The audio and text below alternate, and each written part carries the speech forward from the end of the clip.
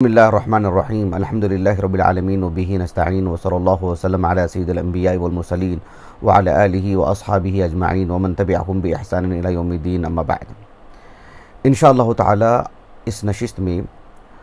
ایک مسئلے سے متعلق گفتگو ہوگی جس کا تعلق خواتین سے ہے، یعنی خواتین کا مسجد میں باجماعت نماز پڑھنے کے لیے حاضری دینا۔ اس مسئلے سے متعلق انشاءاللہ تعالی کتاب و سنت کی روشنی میں کچھ باتیں آپ کے سامنے رکھی جائیں گی، خصوصیت کے ساتھ نبی کریم صلی اللہ علیہ وسلم کی ایک عظیم المرتبت صحابیہ عاتقہ بنت زید رضی اللہ عنہا، ان کے موقف، ان کے نقطہ نظر اور ان سے ملنے والی توجیہات اور نصیحتوں کے پیش نظر یہ باتیں آپ کے سامنے رکھی جائیں گی۔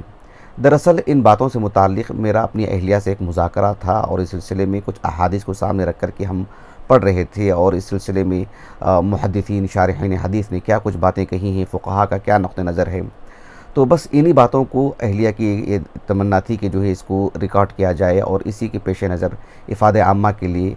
یہ باتیں ریکارڈ کی جا رہی ہیں۔ اللہ سبحانہ و تعالی اخلاص عطا فرمائے اور اس کو قبولیت عطا فرمائے، اور اللہ تعالی ہمیں باعمل اور نیک اور صالح مسلمان بنائے۔ اس سلسلے میں عاتقہ رضی اللہ عنہا کا کیا موقف تھا اور اس سلسلے میں کیا روایات ہیں، وہ پیش کرنے سے پہلے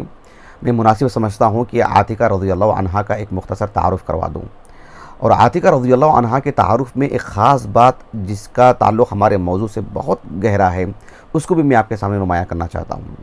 عاتقہ یہ جو نام ہے، اس سلسلے میں حافظ ابن حجر رحمہ اللہ نے الاصابہ فی تمییز الصحابہ، جو آپ کی ایک معروف اور اس سلسلے میں بڑی اہم کتاب ہے،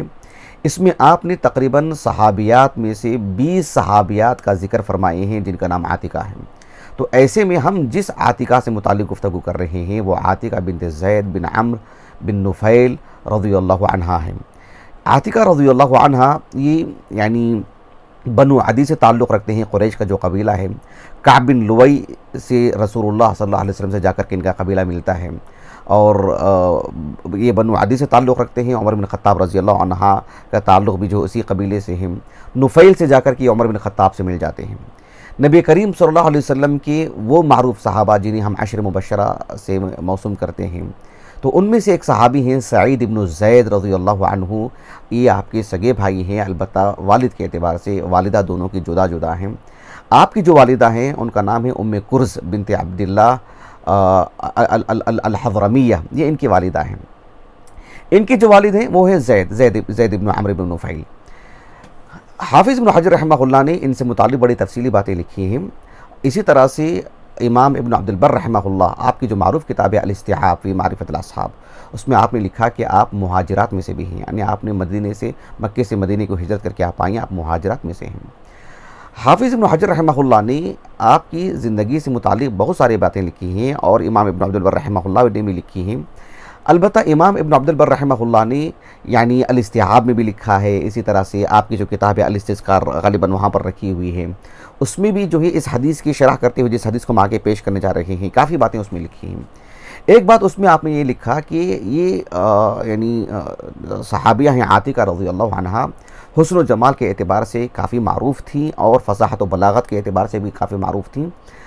آپ کی جو شادی ہوئی ہے وہ ابوبکر صدیق رضی اللہ عنہ کے فرزند عبداللہ سے ہوئی، اور ان کی زوجیت میں عرصہ تک رہیں۔ پھر وہ تقریباً حنین سے جڑا ہوا جو غزوہ ہے غزوۃ الطائف، اس میں وہ شہید ہو گئے۔ اس کے بعد آپ کی بیاہ ہوئی تھی زید بن الخطاب سے۔ یہ بعض سیرت نگاروں نے اس بات کو پیش کیا ہے، لیکن اکثر سیرت نگاروں نے کہا کہ آپ کی شادی جو ہے اس کے بعد عمر بن خطاب سے ہوئی تھی رضی اللہ عنہ۔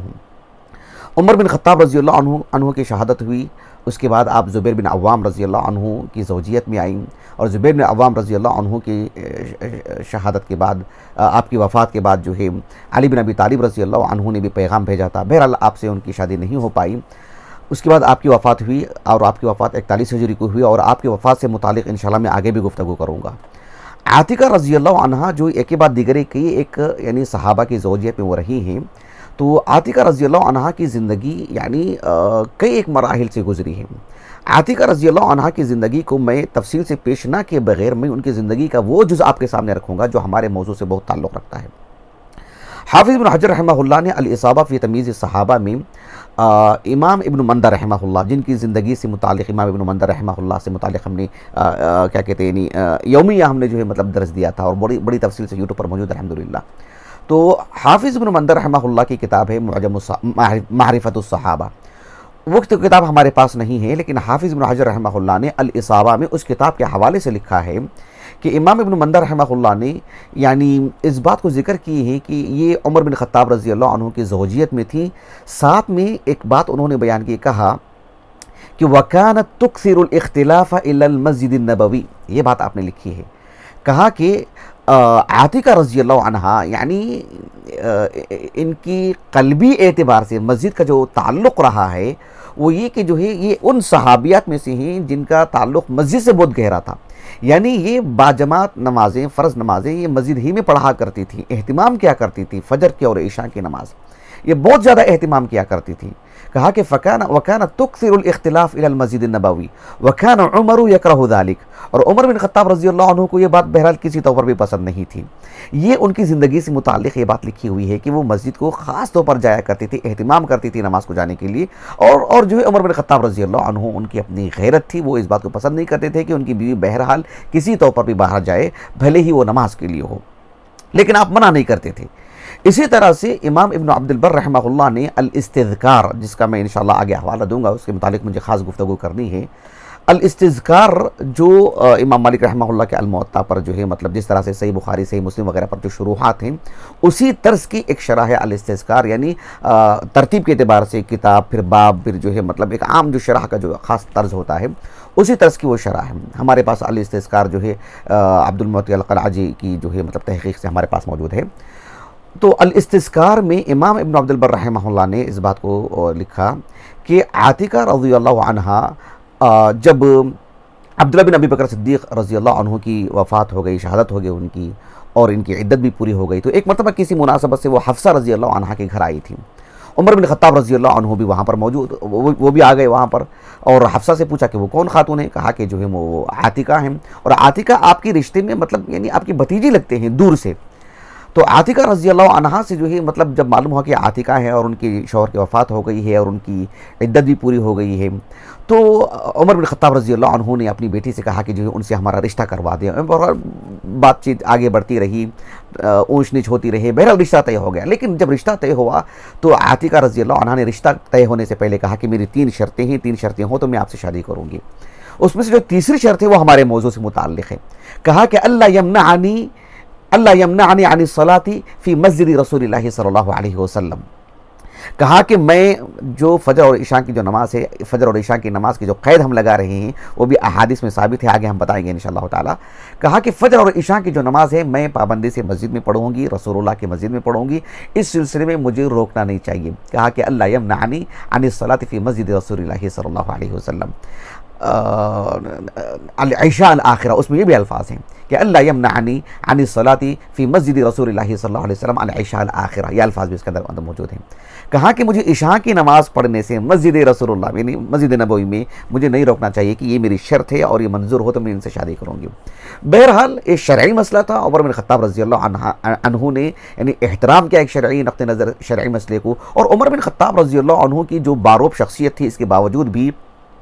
جس نے بھی عمر بن خطاب کی زندگی پڑھی ہوگی وہ اس بات سے اچھی طرح واقف ہوگا کہ آپ یعنی ضعفاء، کمزور اور جو آپ کے ماتحت وغیرہ کی آزادی رائے جو ہوتی تھی، جو ایک یعنی درجے میں رہ کر کے بات کرنے کی جو بات ہوتی ہے، آپ اس کو سراہتے، اس کو تسلیم کرتے، اس کو سنتے، یہ آپ کا مزاج تھا. تو عمر بن خطاب رضی اللہ عنہ بہرحال شریعت کے دائرے میں ایک شرط تھی وہ، تو آپ نے اسے قبول کیا اور بہرحال آپ کی شادی ہو گئی.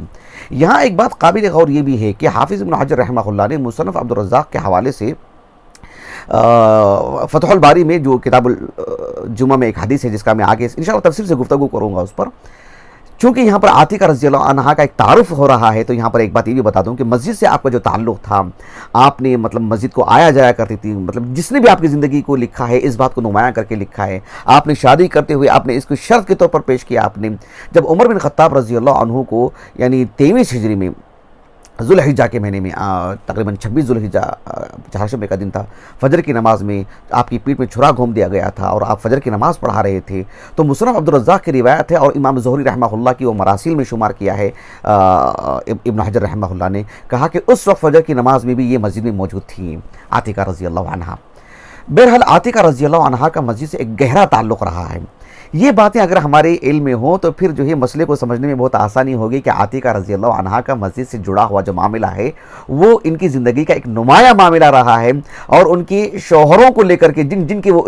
زوجیت میں رہی ہیں یا کہ بعد دیگر عبداللہ بن ابی بکر صدیق ہوں، اس کے بعد عمر بن خطاب ہوں، اس کے بعد زبیر بن عوام ہوں، جن کی بھی وہ زوجیت میں رہی ہیں، یہ مسئلہ جو ہے بہرحال سب سے زیادہ نمایاں رہا ہے ان کی زندگی کا، جیسا کسی مرد کا کسی خاتون کا ایک نمایاں مسئلہ رہتا ہے، شرعی نقطہ نظر سے عبادات کے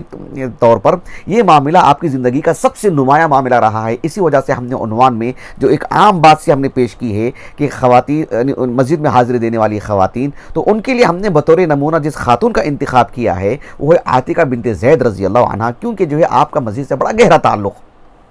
سب تو نمازی تھی ہی، سب نمازیں پڑھنے والی ہی تھی کہ کسی کا نماز میں مسجد کو آنا جانا، لیکن ایک پابندی کے ساتھ اس میں ایک طرح کی حساسیت کہ جو ہے حتیٰ کہ شادی میں شرط کو انہوں نے بیان کیا ہے کہ جو ہے مطلب مجھے مسجد سے جانے سے کوئی نہیں روکیں گے۔ اس کا مطلب یہ ہوا کہ آپ کی زندگی کا ایک نمایاں پہلو ہے۔ میں یہاں پر اس بات کو اکتفا کرتا ہوں آپ کے تعارف کو، انشاءاللہ اللہ مجھے توفیق عطا فرمائے۔ ہماری اہلیہ مجھے بار بار کہتی رہتی ہیں، ایک عرصے سے کہتی آ رہی ہیں کہ جو صحابہ صحابیات کا ایک ایک نام لے کر کے جو ان کی زندگی کو پیش کرے، تو انشاءاللہ تعالی اللہ توفیق عطا فرمائے، میں ایک ایک کر کے پیش کرنے کی کوشش کروں گا انشاءاللہ تعالی۔ آج یہ تعارف ہے ان کا، ان کی کوئی زندگی میں نے آپ کے سامنے نہیں رکھی ہے، اب میں اصل میں مسئلہ آپ کے سامنے رکھنے جا رہا ہوں۔ وہ یہ ہے کہ امام مالک رحمہ اللہ کی الموطا، اس میں ایک کتاب ہے کتاب القبلہ۔ کتاب القبلہ اس میں 6 باب ہیں، میں آپ کو پہنچانے کے لیے بتا رہا ہوں تاکہ آپ آسانی سے پہنچ پائیں۔ 6 باب ہیں، اس میں جو 6واں اور آخری باب ہے کہ باب ما جاء فی خروج النساء الی المساجد، باب ما جاء فی خروج النساء الی المساجد، یہ باب آپ نے قائم کیا ہے۔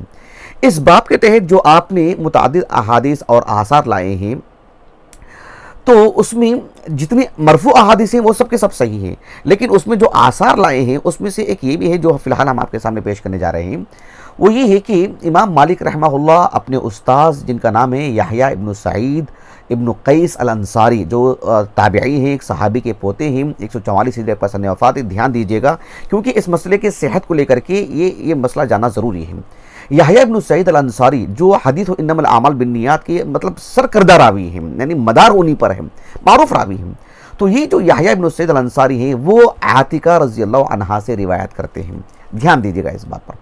کیا کہتے ہیں عاتقہ رضی اللہ عنہا کے بارے میں؟ کہتے ہیں کہ انہا کانت تستأذن عمر بن الخطاب، کہ یہ عمر بن خطاب رضی اللہ عنہ سے اجازت مانگتے تھے۔ انہا کانت تستأذن عمر بن الخطاب رضی اللہ عنہ، یہ عمر بن خطاب رضی اللہ عنہ سے اجازت مانگتے تھے۔ کس طرح کی اجازت مانگتے تھے؟ یہ اجازت مانگتے تھے کہ یہ مسجد جائیں اور مسجد جا کر کے نماز پڑھیں۔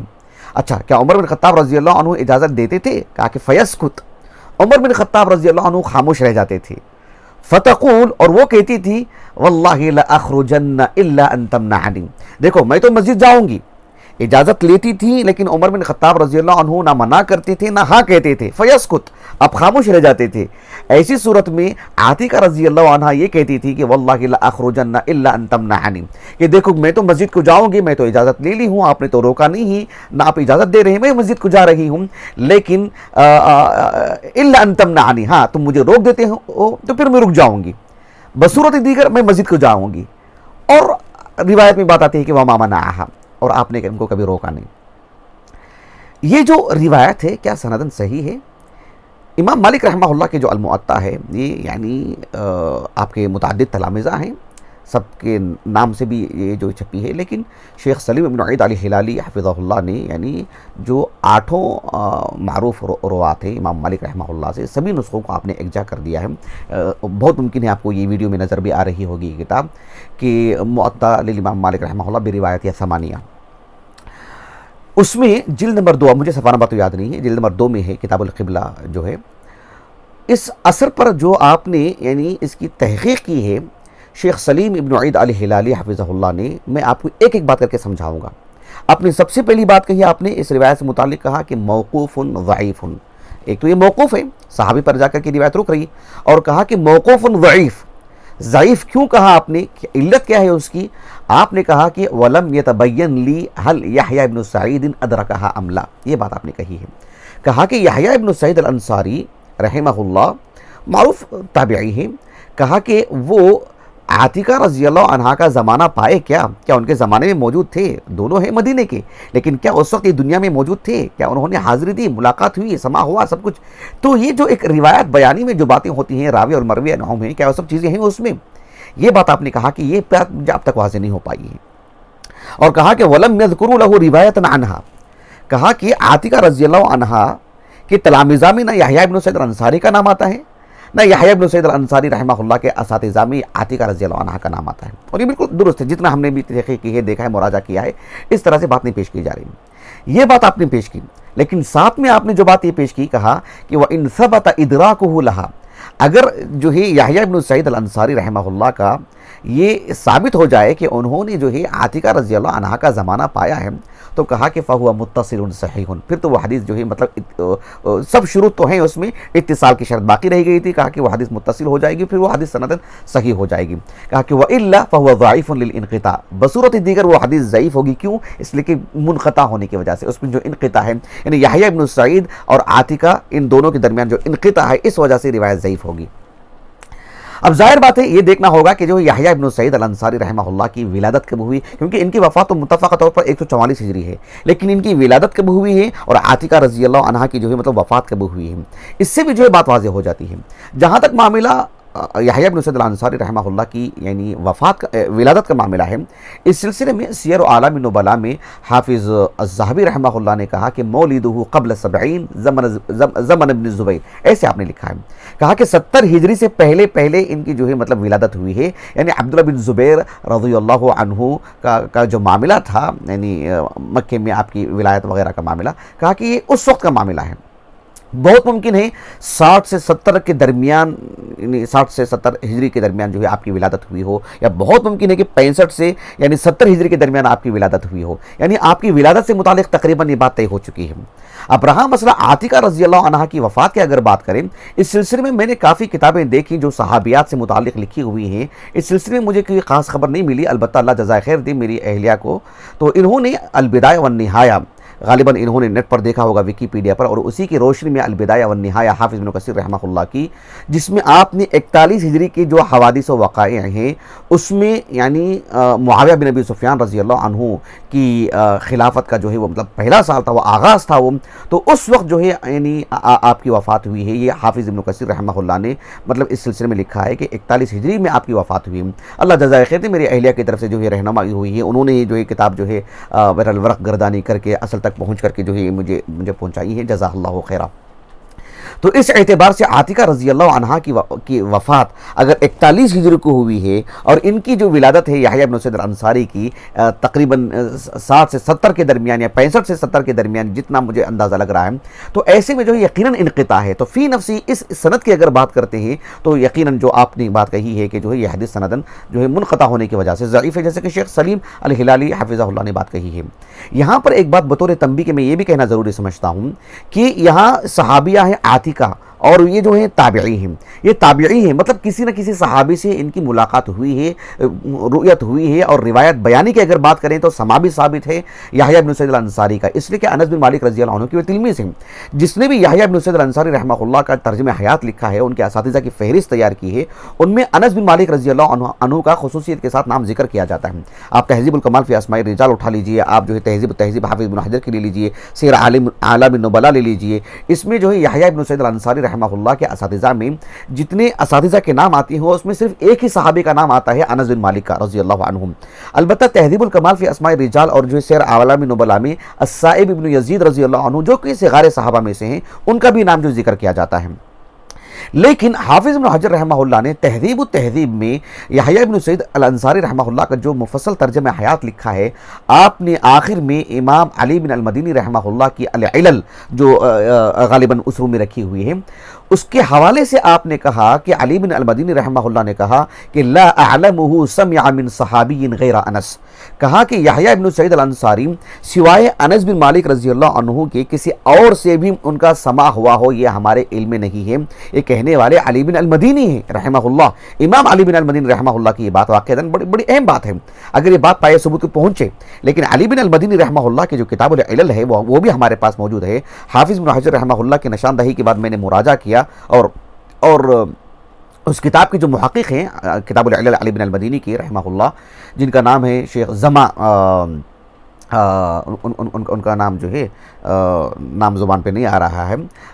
السرساوی، مازن نام ہے ان کا جی، مازن السرساوی ان کا نام ہے، مازن السرساوی۔ تو شیخ مازن السرساوی کی تحقیق سے وہ کتاب چھپی ہے، اور اس کتاب کے اواخر میں جو فہرست کا جو کام اس دور حاضر کی ایک خاص خوبی ہے، اس میں فہرست الاعلام کی طرف میں نے رجوع کیا، اور اس میں یحییٰ بن سعید الانصاری رحمہ اللہ کا جو نام لکھا ہوا ہے، اس میں بس ایک ہی صفحے کا ایک ہی حوالہ دیا گیا ہے کہ ایک ہی جگہ پر اس کتاب میں ان کا نام ہے، میں انہی کی مدد سے یہ بات میں کہہ رہا ہوں۔ تو بہرحال اس میں صفحہ نمبر 38 لکھا ہوا ہے، اگر کسی کے پاس وہ نسخہ ہو تو نشاندہی تصحیح کر لیں، 128 صفحہ نمبر ہے۔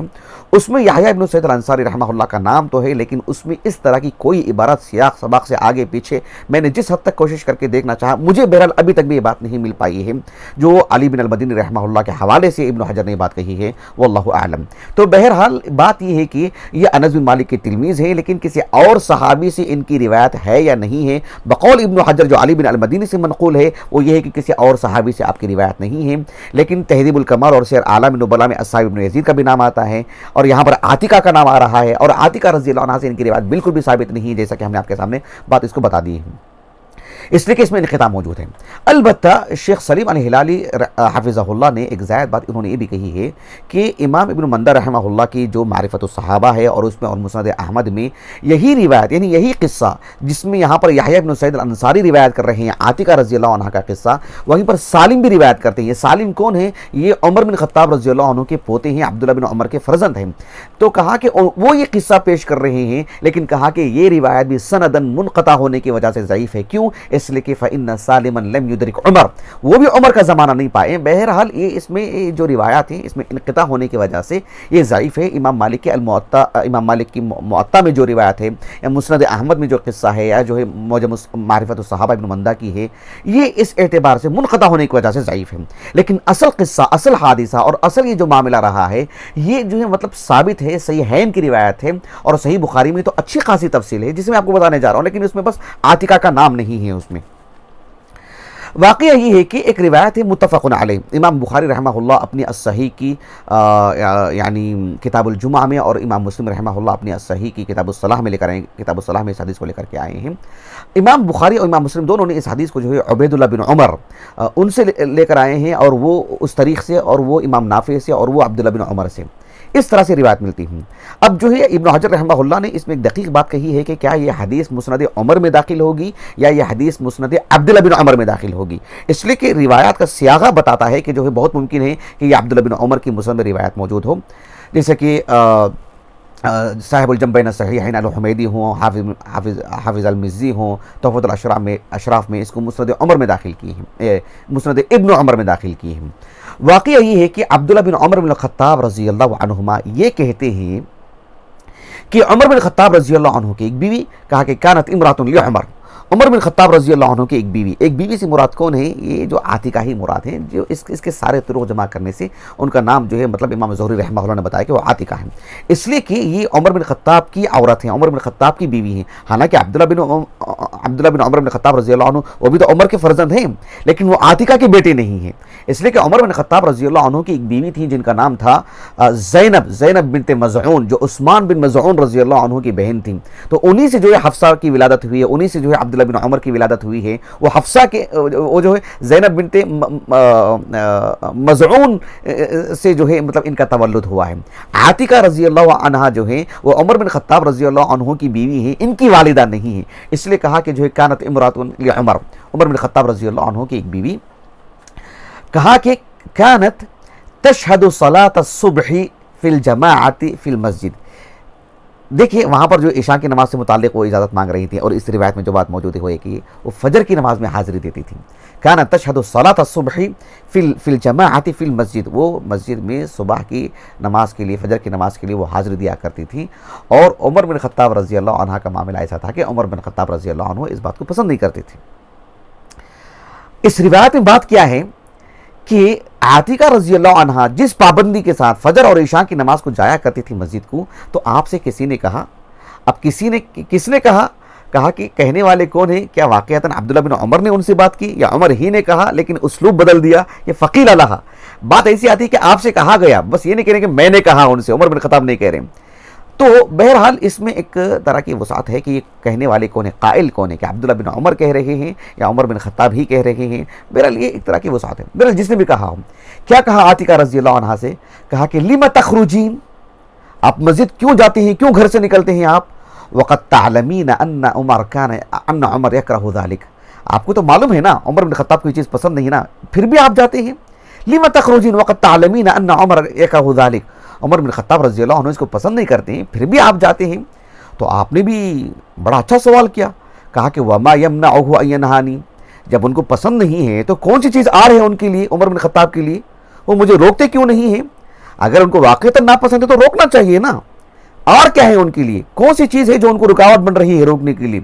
تو ان کو جواب دیا. اب جواب دینے والے بھی کون ہے؟ کہ عبداللہ بن عمر نے جواب دیا یا خود عمر بن خطاب نے جواب دیا. کہا کہ یمنعہ قول رسول اللہ صلی اللہ علیہ وسلم، اللہ کے رسول علیہ السلام کی یہ جو حدیث ہے نا کہ لا تمنعوا اماء اللہ مساجد اللہ، اللہ کی بندیوں کو، اللہ سبحانہ و تعالیٰ کی بندیوں کو آپ مسجد جانے سے نہ روکیں. اسی کے پیش نظر جو ہے میں رکا ہوا ہوں، اسی کے پیش نظر جو ہے عمر بن خطاب رکے ہوئے ہیں کہ آپ کو روک نہیں رہے ہیں. وہ جرت نہیں ہے، وہ جسارت نہیں ہے کہ نبی کے فرمان کے مقابلے میں اپنی آواز یا اپنی بات کو بلند کریں اور اس کو جو ہے مقدم رکھیں. یا ایھا الذین آمنوا لا تقدموا بین یدی اللہ ورسولہ، تو کہا کہ اس کے پیش نظر وہ نبی کی بات کو ہوتے ہوئے وہ آگے بات نہیں کرنا چاہتے ہیں، لیکن طبعی اعتبار سے وہ اس بات کو پسند نہیں کرتے ہیں. یہ جو ہے ایک یہ حدیث سے بات ملتی ہے. اب دیکھو یہ جو عمر بن خطاب رضی اللہ عنہ کی جو بیوی ہیں، انہوں نے کہا کہ جو ہے واللہ لا اخرجن، انہوں نے کہا کہ اللہ کی قسم میں تو ضرور جاؤں گی، الا یہ کہ جو ہے وہ مجھے روک دیں. اور وہ روکتے نہیں تھے عمر بن خطاب رضی اللہ عنہ. یہ اس روایت کا خلاصہ ہے جو صحیح بخاری کی روایت ہے، جس میں قدر تفصیل ہے اور اس میں کچھ اشارے ملتے ہیں جو صحیح مسلم میں کتاب الصلاۃ میں موجود ہیں. اب یہ جو حدیث ہے جسے امام بخاری رحمہ اللہ اپنی صحیح کی کتاب الجمعہ میں لائے ہیں، اس میں عاتکہ کا نام تو نہیں ہے، اور جو امام مالک رحمہ اللہ کے المؤطا ہے اس میں تو جو ہے مطلب صراحت ہے، لیکن اس حدیث کے صحت ضعف سے متعلق ہم نے تفصیلی گفتگو کرتی ہے. امام ابن عبد البر رحمہ اللہ نے الاستذکار میں تو گفتگو کی ہی ہے، لیکن میں فی الحال جو آپ کو حوالہ دے رہا ہوں التمہید کیا، تمہید میں ہم نے کتابیں جو ہے مطلب کیونکہ یہ سب کئی مجلدات میں کتابیں ہیں تو ہم آپ کے پاس سامنے لے کر نہیں آ پا رہے ہیں. التمہید اس میں آپ دیکھو کہ بالکل اواخر میں امام مالک رحمہ اللہ کے استاذ یحییٰ ابن سعید الانصاری ہیں، تو وہ حرف یا سے شروع ہوتا ہے، تو بالکل کتاب کا آخری حصہ ہے وہ. تو یحییٰ ابن سعید الانصاری رحمہ اللہ کی جو مرویات آپ نے اجزا کی ہیں وہ تقریباً 77 روایات ہیں. 77 روایات ہیں. 77 روایات میں سے روایت نمبر 46 40 پر 6 آپ ضرور اس کی طرف مراجعہ کریں، جو بھی طالب علم اس طرف مراجعہ کرنا چاہتا ہے. تو روایت نمبر 46 وہی ہے جسے ہم نے ابھی موطا کے حوالے سے ابھی ہم نے آپ کے سامنے ذکر کیا. اس میں امام ابن عبد البر رحمہ اللہ نے لکھا کہ وَهَذَا يُفَسِّرُ حَدِيثَ مالک، یعنی جو موطا کی جو روایت ہے اس کے بعد آپ نے صحیح بخاری کی اس روایت کو ذکر کیا. اس روایت کو ذکر کرنے کے بعد کہا کہ وَهَذَا يُفَسِّرُ حَدِيثَ مالک، صحیح بخاری کا جو روایت ہے جس میں ایک الگ طرح کی تفصیل ہے، بس عاتکہ کا نام نہیں ہے، کہا کہ یہ روایت موطا کی اس روایت کی تفسیر ہے، اس کی وہ مفسر ہے، اس کی روایت اس کی تفسیر اس میں ہم کو مل رہی ہے. وَيُبَيِّنُ الْوَجْهَ الَّذِي يَمْنَعُهَا مِنْهُ عُمَرُ مِنْ أَجْلِهِ. اور اس حدیث میں مزید صراحت بھی ہے کہ جو مؤطا کی روایت میں صراحت نہیں ہے کہ عمر بن خطاب رضی اللہ عنہ کیوں نہیں روکتے تھے، اس کی صراحت اس میں ہے کہ لا تمنعوا اماء اللہ مساجد اللہ، اس نبی کے اس قول کے پیش نظر عمر بن خطاب نہیں روکا کرتے تھے. یہ تو ہم نے آپ کو ایک واقعہ سنایا ہے، اس کی تفصیل بتائی ہے، اس کا پس منظر بتایا ہے، اور سیاق سباق سے ساری باتیں ہم نے آپ کے سامنے رکھی ہیں. یہ سب چیزیں آپ کے سامنے ہیں. اب میں آپ کے سامنے مسئلے کی وضاحت کرنا چاہتا ہوں. اس سلسلے میں امام مالک رحمہ اللہ کی موطا کی شارحین کی ایک بڑی تعداد ہے. ان میں سے ایک ہیں جن کا نام ہے ابو الولید الباجی رحمہ اللہ، سلیمان ابن خلف الباجی. یہ اندلس کے ہیں، قرطبہ کے. 474 ہجری سن وفات ہے، اور امام ابن عبد البر رحمہ اللہ بھی آپ کے معاصر ہیں. 463 ہجری سن وفات ہے آپ کا. تو ابو الولید الباجی رحمہ اللہ صاحب التعدیل و تجریح جو کتاب ہے ہمارے پاس موجود ہے الحمدللہ. تو ان کی ایک کتاب ہے المنتقى جو امام مالک رحمہ اللہ کے الموطا کی شرح ہے. اس میں آپ نے اس واقعے کو رکھ کر کے کئی باتیں کہی ہیں. میں آپ کو ایک ایک بات کر کے سناتا ہوں. ان باتوں کو میں نے 4 حصوں میں تقسیم کیا ہے تاکہ میں آپ کو مسئلے کو سمجھا سکوں. سب سے پہلی بات آپ کہتے ہیں کہ فکان استئذان عمر، کان استئذان عمر بن الخطاب رضی اللہ عنہ فی الخروج الی المسجد. سب سے پہلی بات ابو الولید الباجی رحمہ اللہ نے کہا کہ عمر بن خطاب رضی اللہ عنہ سے ان کی بیوی کا اجازت لینا. کہتے ہیں کان استئذان عمر بن الخطاب رضی اللہ عنہ فی الخروج الی المسجد، مسجد کو جانے کے لیے، باہر نکلنے کے لیے جو انہوں نے اجازت طلب کی، کہا کہ دلیل علی انہا کانت تعتقد ان لہ منعہا. کہا کہ عاتقہ رضی اللہ عنہا کا یہ نقطہ نظر تھا کہ میرے شوہر کو روکنے کا حق ہے، میرے شوہر کو اپنے گھر میں مجھے رکھنے کا حق ہے. یعنی وہ یہ سمجھتی تھی، اس لیے کہ وَلَوْلَا ذَلِكَ لَمْ يَكُنْ لِاسْتِئْذَانِهِ وَجْهٌ، اگر یہ بات نہیں ہوتی تو پھر اجازت لینے کا کوئی معنی ہی نہیں ہے. عاتقہ رضی اللہ عنہا کا یہ موقف تھا، یہ نقطہ نظر تھا، مسجد کو بار بار جانے کا معاملہ ہونے کے باوجود، مشروط طریقے سے شادی کرنے کے باوجود، اور مسجد کی جانے کی جو تمنا اور حرص ان کے جو دل میں تھی، اس کے باوجود بھی شرعی نقطہ نظر سے ان کا یہ موقف تھا کہ میں مسجد کو اس وقت تک نہیں جا سکتی جب تک کہ میرے شوہر سے مجھے اجازت نہیں مل جاتی. اگر یہ نقطہ نظر نہیں تھا تو پھر اجازت لینے کی بات کیا تھی؟ کیوں کہ انہوں نے اجازت لی؟ پھر بے معنی چیز ہو جائے گی، پھر شرعی تناظر میں اس کو تولنے کی ضرورت ہی نہیں رہ جائے گی. کہا کہ وَلَوْلَا ذَلِكَ لَمْ يَكُنْ لِاسْتِئْذَانِهِ وَجْهٌ، ورنہ پھر ان کے اس اجازت کی، ان کے استئذان کا کوئی معنی ہی نہیں بن جاتا ہے. آپ کا اجازت لینا ہی دلیل علی انہا کانت تعتقد ان لہ منعہا، کہ آپ کو روکنے کا حق ہے بحیثیت شوہر کے، اسی وجہ سے آپ سے اجازت لے لی کہ کیا میں جا سکتی ہوں. تو ایسی صورت میں ہر ایک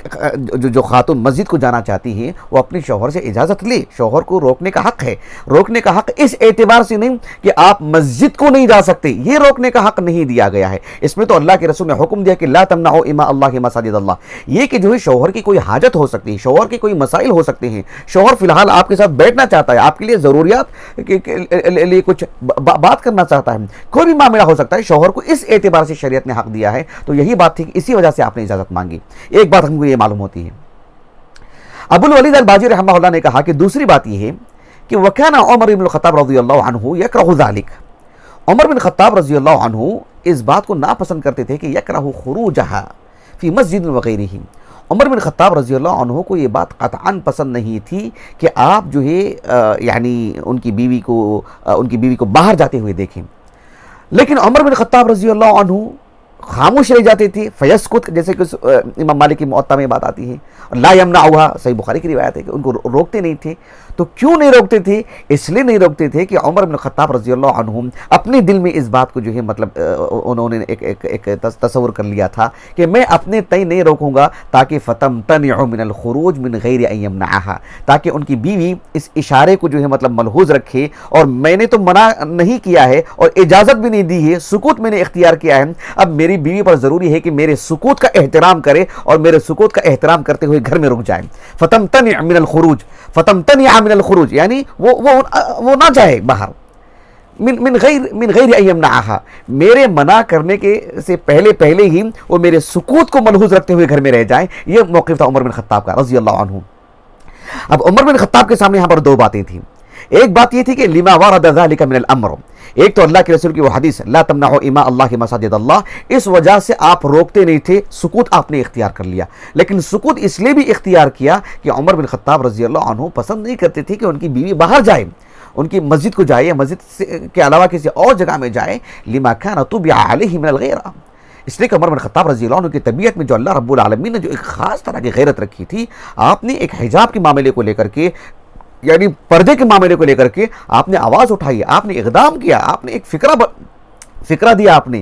اس پر آیتیں نازل ہوئی. عمر بن خطاب رضی اللہ عنہ کا شروع سے جو ایک نقطہ نظر ہے اس معاملے کو لے کر کے، جب بات اپنے گھر کی آتی ہے، اپنی بیوی کی آتی ہے، تو اندازہ لگائے کہ آپ کی غیرت کا عالم کیا ہوگا. تو عمر بن خطاب رضی اللہ عنہ پسند نہیں کرتے تھے کہ ان کی بیوی جائیں، لیکن آپ نے خاموشی اختیار کی تاکہ وہ از خود رک جائیں، اور عمر بن خطاب رضی اللہ عنہ اس حدیث کے میں مطلب منع کرنے کے دائرے میں آپ نہ آ جائیں، اور جو ہے آپ نے اجازت بھی نہیں دی کیونکہ آپ کو وہ چیز پسند نہیں تھی، تو آپ نے خاموشی اختیار کر لی. دو باتیں ہم کو ملتی ہیں. اچھا، تیسری بات جو ایک بات کہی ہے بڑی ایمان افروز بات ابو الولید الباجی نے رحمہ اللہ. ابو الولید الباجی رحمہ اللہ کہتے ہیں کہ فکانت ہی تقول واللہ لا اخرجن الا ان تمنعنی. عاتقہ رضی اللہ عنہ یہ کہتی تھی کہ دیکھو میں تو جاؤں گی مسجد کو، الا ہے کہ آپ منع کر دیں تو میں رک جاؤں گی. ایسا کیوں کہا عاتقہ رضی اللہ عنہ نے؟ کہا کہ اس لیے کہ انہا کانت ترید ان یکون لها اجر الخروج ان خرجت، وَإِن مُنِعَتْ مَعَ نِيَّتِهَا فِي الْخُرُوجِ، کہا کہ اگر مجھے مسجد جانے کی اجازت مل جاتی ہے تو بھی مسجد جاؤں گی، اور مسجد جانے کا جو اجر و ثواب ہے وہ مجھے مل جائے گا، اور اگر منع بھی کر دیا جائے تو میری جو نیت رہی ہے مسجد جا کر کے نماز پڑھنے کی، ان قدموں کی، مسجد تک جانے کی، تو وہ اجر و ثواب میری نیتوں کے اعتبار سے مجھے مل جائے گا۔ محرومی بہرحال میرے لیے نہ ہو، مسجد سے جو ان کا گہرا تعلق تھا وہ اسے بتاتا ہے۔ سبحان اللہ، کہا کہ مسجد جا کر ہی رہوں گی میں، اگر شوہر اجازت دیتے ہیں تو اجر و ثواب، نہیں تو میرے دل میں جو ایک طرح کی جو خواہش ہے نا مسجد سے تعلق، مسجد میں نماز پڑھنے کی، اس سے میں محروم تو نہیں رہوں گی۔ بہرحال میں نے از خود یہ فیصلہ نہیں ترک کیا ہے، میرے شوہر کی وجہ سے میں نے ترک کیا ہے۔ یہ تین باتیں ابو الولید الباجی نے کہی رحمہ اللہ۔ البتہ ابو الولید الباجی رحمہ اللہ نے ایک چوتھی بات کہی ہے جو خود آپ کے نزدیک ایک طرح کا ایک ضعیف قول ہے، اور یعنی آپ نے اس کو صیغہ تمریز میں پیش کیا۔ آپ نے کہا کہ وَيُحْتَمَلْ أَن يَكُونَ الْإِسْتِئْذَانُ بِمَعْنَى الْإِعْلَامِ، آپ نے کہا کہ بہت ممکن ہے کہ وَيُحْتَمَلْ أَن يَكُونَ یعنی استئذانها بمعنى الإعلام، کہ عاتقہ رضی اللہ عنہا کے تعلق سے جو بات آتی ہے نا کہ کانت تستأذن یا انہا کانت تستأذن استأذنت عمر بن الخطاب، کہ عمر بن خطاب رضی اللہ عنہ کے بارے میں یہ بات آتی ہے کہ وہ اجازت لیتی تھیں، تو کہا کہ استئذان بمعنی الاعلام بخروجها، بس باہر جانے کی خبر دینا مقصود ہے، اجازت لینا مقصود نہیں ہے۔ یعنی عاتقہ رضی اللہ عنہ استئذان جو فعل ہے اس کے اندر جو ایک اجازت طلبی کی جو بات آتی ہے، کہا کہ وہ نہیں بس اعلام، جیسے کوئی کہتے ہیں نا کہ میں باہر جا رہا ہوں، کیا مجھے اجازت ہے، یہ نہیں بلکہ کہہ کر کے جا رہے ہیں کہ ٹھیک ہے میں جا رہا ہوں، بس خبر دے کے جا رہے ہیں۔ تو یہ مقصود ہے عاتقہ کو رضی اللہ عنہ، تاکہ اپنے شوہر کو خبر دے کے جا رہے ہیں، کہ تاکہ اپنے شوہر کو یہ بات بتا کر کے جا رہے ہیں کہ اگر انہیں کسی طرح کی کوئی حاجت ہو، اگر کسی طرح کی انہیں کوئی حاجت ہو جو تبیح منعہا، جو انہیں وجہ جواز پیدا کر دے گی کہ آپ ان کو روک سکتے ہیں کہ ان کے لیے کوئی حاجت وغیرہ ہے، لیکن جب دیکھا کہ یعنی عمر بن خطاب رضی اللہ عنہ خاموش ہیں تو علمت بعدم السبب المانع بخروجها، تو انہوں نے سمجھ لی کہ جو ہے مطلب جب خاموش ہیں اس کا مطلب ان کو کوئی حاجت نہیں ہے میری، تو پھر یہ نکل کر کے جانا ان کے لیے آسان ہو گیا۔ لیکن یہ قول زیادہ درست نہیں ہے، سیاق سباق اس کا بالکل جو ہے مطلب مخالف ہے، اس لیے کہ صحیح بخاری کی جو روایت ہے اس میں جس کی صراحت ملتی ہے کہ آپ سے کہا گیا کہ جو ہے لما تخرجین وقد تعلمین ان عمر یکرہ ذلک ویغار، کہ عمر بن خطاب رضی اللہ عنہ کی یہ بات پسند نہیں تھی، آپ کے اندر ایک غیرت تھی، آپ اس نقطہ نظر سے جو ہے مطلب آپ کا یہ معاملہ تھا، اور آپ کو جو چیز روکنے والی تھی وہ یہ کہ وہ اللہ کے رسول کا قول، دونوں یہ چیزیں بتا رہی ہیں کہ محض اعلام کی بات نہیں ہے کہ وہ بس وہ خبر دے کے چلے جا رہی ہیں، نہیں ایسی بات نہیں تھی۔ شوہر کی اجازت لینے کو آپ نے ضروری سمجھا، شوہر کی ضروریات کو ملحوظ رکھنا آپ نے ضروری سمجھا، اس وجہ سے آپ نے اجازت لی، اور اس نقطہ نظر سے بھی کہ اگر مجھے منع کر دیا جائے تو میں رک جاؤں گی، کم از کم مجھے جانے کا اجر تو مل جائے گا۔ یہ موقف تھا عاتقہ رضی اللہ عنہا کا۔ تو ہماری جو خواتین گھر سے باہر جاتی ہیں مسجد کو نماز پڑھنے کے لیے، ان پر ضروری ہے کہ وہ نہایت سادگی کے ساتھ وغیرہ اس کے ساتھ تو جانا ہی ہے، لیکن اس اعتبار سے کہ اپنے شوہر کی اجازت لیں، ان سے اجازت لیں، اور جو ہے اگر ان کو کسی نجی ضرورت، ان کی گھریلو اعتبار سے کوئی معاملہ ہو ان کا، تو پھر ایسی صورت میں وہ رک جائیں، وہ فرمانبرداری ان کے لیے زیادہ اہم ہے، زیادہ معنی رکھتی ہے۔ یہ جو واقعہ ہم نے آپ کے سامنے، جو بہت ساری صورتیں ہم نے آپ کے سامنے رکھی ہیں، اس سلسلے میں موجودہ دور کے ایک مصری عالم ہیں جن کا نام ہے نام ہے ان کا عمل جمعہ سیف عبید السویدی، ان کی ایک کتاب ہے فقہ الصحابیات، جو دراصل ان کی ماجسٹر کا رسالہ ہے، اس میں انہوں نے اس واقعے کو رکھ کر کے مزید کچھ اور باتیں بھی انہوں نے کہی ہیں، اور اس میں انہوں نے عاتقہ رضی اللہ عنہا کا نقطہ نظر پیش کیا ہے کہ عاتقہ رضی اللہ عنہا کا موقف کیا ہوگا۔ کہا کہ عاتقہ رضی اللہ عنہا سے متعلق انہوں نے 3 باتیں پیش کی ہیں۔ سب سے پہلی بات انہوں نے یہ پیش کی، کہا کہ عاتقہ رضی اللہ عنہا کا یہ نقطہ نظر تھا کہ ان حضور النساء لصلاة الجماعة لیس بواجب علیہن، کہا کہ عاتقہ رضی اللہ عنہ کا یہ نقطہ نظر تھا کہ خواتین کا مسجد میں جا کر کے نماز پڑھنا، باجماعت نماز پڑھنا، مسجد میں نماز پڑھنے کے لیے جانا، یہ ان کے واجبات میں سے نہیں ہے۔ اللہ نے خاتون کو مطلب یہ امر واجب اس کی زندگی میں نہیں رکھے ہیں۔ یہ عاتقہ رضی اللہ عنہ کا نقطہ نظر تھا۔ یہ بات کہاں سے معلوم ہوئی؟ اس لیے کہ انہا کانت تستأذن عمر بن الخطاب رضی اللہ عنہ، یعنی انہا کانت تستأذن زوجہا، وہ اپنے شوہر سے اجازت مانگتی تھی۔ یعنی ایک عورت فجر کی نماز پڑھنے کے لیے اپنے شوہر سے اجازت لے گی کیا؟ ظہر کی نماز پڑھنے کے لیے اجازت لے گی کیا؟ اپنا اگر زکوٰۃ کی ادائیگی کی بات آتی ہے تو کہ اجازت لے گی کیا؟ یعنی اگر اس کے ماں باپ کی خیرت پوچھنا ہے مطلب کہ اجازت لے گی کیا، جو اس کے واجبات میں سے ہیں؟ تو ایک خاتون کے جو واجبات ہیں اس کو ادا کرنے کے لیے شوہر سے اجازت نہیں لے گی نا۔ تو عاتقہ رضی اللہ عنہا کا یہ موقف تھا کہ جو ہے مسجد میں حاضری دینا یہ خواتین کی مطلب واجبات میں سے نہیں ہے، اسی لیے تو آپ نے اجازت لی۔ تو یہ بات معلوم ہوئی کہ عاتقہ رضی اللہ عنہا کے فقہ سے کہ جو ہے مطلب مسجد میں عورت کا جانا واجبات میں سے نہیں ہے، یہ پہلی بات۔ دوسری بات آپ نے کہا کہ وَبَدَا وَاضِحًا، ایک دوسری بات جو بہت زیادہ واضح ہوتی ہے، کس سے؟ عاتقہ رضی اللہ عنہا کے موقف سے۔ کہا کہ ان عاتقہ رضی اللہ عنہا كانت ترى انه وان اجاز الشارع للمرأة ان تصلي في المسجد فليس لها ان تخرج من غیر اذن الزوج۔ یہ دوسری بات آپ نے کہا کہ عاتقہ رضی اللہ عنہا کے موقف سے یہ بات بھی ہم کو بالکل واضح ہو جاتی ہے کہ عاتقہ رضی اللہ عنہا یہ سمجھتی تھی کہ بھلے ہی شریعت نے ایک خاتون کو مسجد میں جا کر کے نماز پڑھنے کی اجازت دی ہے، لیکن اس اجازت کو شوہر کی اجازت سے جوڑ کے رکھی ہے شریعت نے، کہ شوہر کی اجازت لیے بغیر آپ نہیں جا سکتے۔ شریعت نے وہ کام کرنے کو تو آپ کو جو ہے مطلب آپ کے لیے چھوٹ دے رکھی ہے، لیکن شریعت نے شوہر کی اجازت سے ہی جوڑ رکھی ہے، شوہر کی اجازت کے بغیر وہاں نہیں چلے جانا چاہیے۔ یہ بات جو ہے عاتقہ رضی اللہ عنہا کے موقف سے معلوم ہوتی ہے۔ تیسری بات جو آپ نے کہی وہ یہ کہ عاتقہ رضی اللہ عنہا کا یہ بھی نقطہ نظر تھا، یہ بھی ہم کو بات معلوم ہوتی ہے کہ عاتقہ رضی اللہ عنہا گویا کہ یہ توجیہ پیش کر رہے ہیں، ایک نصیحت کر رہے ہیں اور ایک موقع پیش کر رہے ہیں کہ لا بد ان تقدم طاعت الزوج الواجبۃ علیہا، کہ عورت پر ضروری ہے کہ وہ شوہر کی اطاعت، شوہر کی جو اطاعت ہے اس کو بہرحال وہ مقدم رکھی، کیونکہ شوہر کی اطاعت واجب ہے۔ بالخصوص کب کی بات ہے؟ اذا تعارضت مع الامور غیر الواجبات علیہا شرعا۔ کہا کہ ایک عورت پر ایسے امور آ کے جڑ رہے ہیں شرعی نقطہ نظر سے جو کہ غیر واجب ہیں، اور اس کے مقابل میں شوہر کی اطاعت کا مسئلہ آ رہا ہے جو کہ واجب ہے۔ دیکھو، عورت کا مسجد کو جانا غیر واجب ہے، جبکہ شوہر کی اطاعت کرنا واجب ہے، دونوں چیزیں معارض ہو رہی ہیں۔ ایسے میں شوہر کی اطاعت کو مقدم رکھنا چاہیے، جو کہ انہوں نے جانے سے پہلے شوہر سے اجازت لے لی کہ بہرحال آپ کی اطاعت کا جو دائرہ ہے اس سلسلے میں مجھے کیا کرنا چاہیے، کیا میری کوئی مطلب ضرورت ہے، میری کوئی خدمت کی ضرورت ہے، مجھے آپ کے ساتھ رہنا ہے کسی طور پر بھی، یا نہیں ہے تو پھر جو ہے آپ کی اجازت ہو تو میں مسجد کو چلی جاؤں گی۔ تو یہ ساری چیزیں آپ کے اس قصے سے ملتی ہیں۔ تو بہرحال میں سمجھتا ہوں بات بہت واضح ہو گئی ہوگی، نہیں واضح ہوئی ہو، کیونکہ ہم نے اس میں حدیث کا دراسہ بھی پیش کیا، فقہی نقطہ نظر سے بہت سارے باتیں پیش کی ہیں۔ تو ایک سے دو بار، دو سے تیسری مرتبہ اگر آپ سنتے ہیں تو انشاءاللہ تعالی بات بہت واضح ہو جائے گی انشاءاللہ تعالی۔ تو یہ خواتین کے لیے عاتقہ رضی اللہ عنہا کا جو کردار ہے بہت ہی واضح ہے